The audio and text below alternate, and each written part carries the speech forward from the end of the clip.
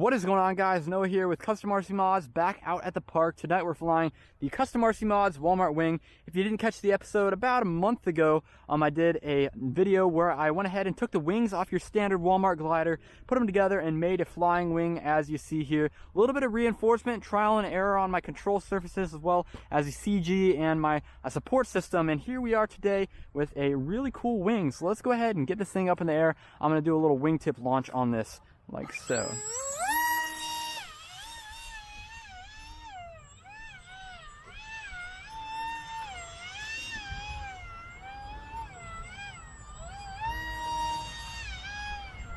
And here we are up in the sky.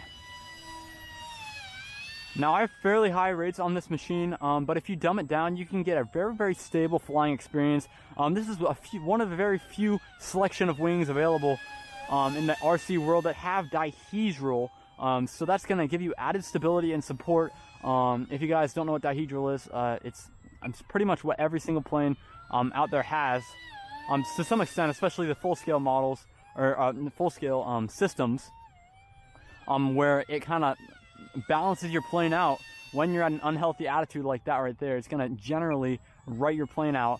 And yeah, it's a really nice thing that's not really found on these tailless airplanes, also known as flying wings or like stealth bomber type planes. So it helps this plane fly really nicely.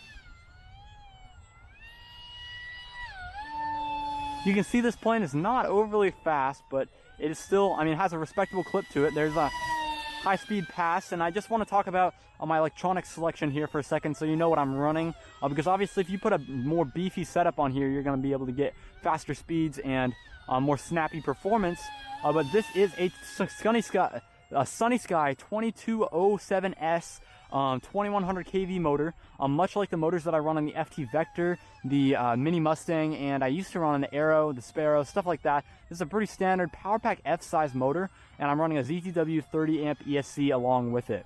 And then for my battery, I'm running a 1300 milliamp hour 3-cell, right mounted underneath. It's externally mounted, of course, and it gives a lot of good stability to have a heavy battery kind of below the center of gravity, at least the center of gravity when looking straight at it, if you know what I'm saying.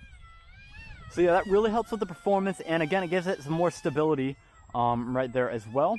So overall, this is a very stable flying wing. Now, you definitely want to keep a nice, good amount of downward pressure on this thing because it has a pretty unhealthy stall attitude.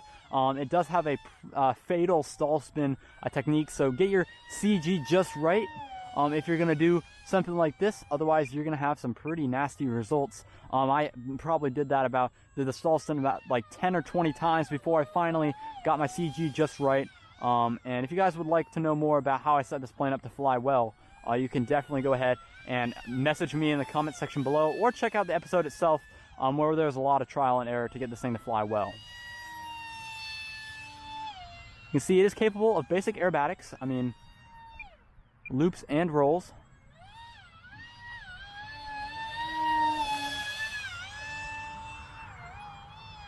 And I just really like the way that this thing flies. It's very stable. It looks futuristic, of course, too. And it's just, I really admire it. There's definitely a few things hindering it. You want to make sure you have enough vertical stabilization, otherwise you're not going to track very straight. I've got one in the center, a little fin in the center, and of course one on each of the wingtips. So keep that kind of in mind when you're building a project like this, especially on tailless planes. You need to have enough vertical stabilization, otherwise you will not track straight.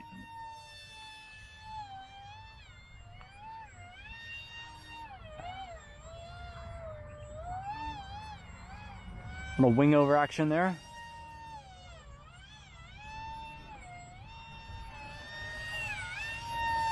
Alright, I can feel the power sag. Let's go ahead and bring this in for a landing.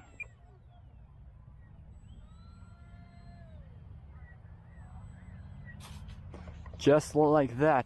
Again, if you get it into too high of like a high alpha style attitude, you're really not going to have a good experience. It's going to tip stall and crash into the ground. So make sure, yeah, these planes, especially on the wider ones, they do have a pretty nasty tip stall tendency that you need to watch out for. That's it for this flight tonight, guys. Thanks for watching. Thanks for all the support. Make sure to ask any questions you have in the comments down below. I'll be hanging around there to address those. And yeah, with that said, please like and subscribe, and I'll catch you guys in the next video.